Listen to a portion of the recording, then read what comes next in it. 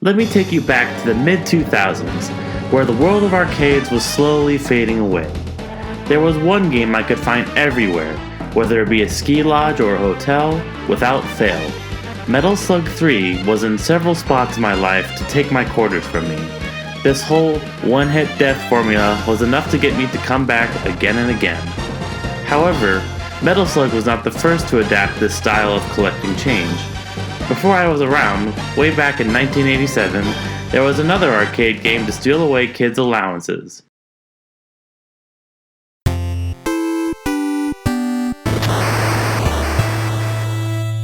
Contra was the king of the cabinets, bringing that brutal instant death formula to the limelight. Of course, this success led to the NES adaptation we'll be discussing today. When Contra came to the consoles, it was heralded as a highlight for the device.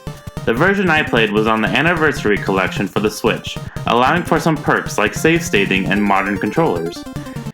Even with the technological advancements, I couldn't help but punching in that famous Konami code that gave me the edge I needed. For a game as old as this one, it was nice to realize it was a completely digestible experience. Unlike some other games for the time, I felt like there wasn't a challenge I couldn't overtake here. There was significantly less cheap deaths than a game like Castlevania. Even the music still holds up to this day with tunes that really crawl into your ears. The visuals are simple enough to help get the point across for your goals. The final level even pulls a great take on action movies from the 80s like Alien. These little tykes draw obvious parallels to the facehuggers and the xenomorph here as well. The 80s movie's influence holds strong here, and it is a great time capsule to travel back to. Of course, I did enjoy this game while manipulating the code to my advantage. Warping around your mistakes does take away the intended challenge from the experience. No longer am I pressured to watch my step and take it slow in fear of a game over.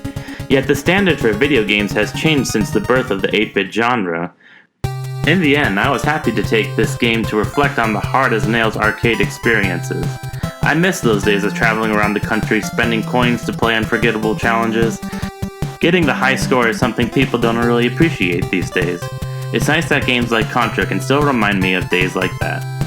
Of course, the shooter genre has dramatically changed since the 80s. Next time I should take a look at a more recent game to see the differences.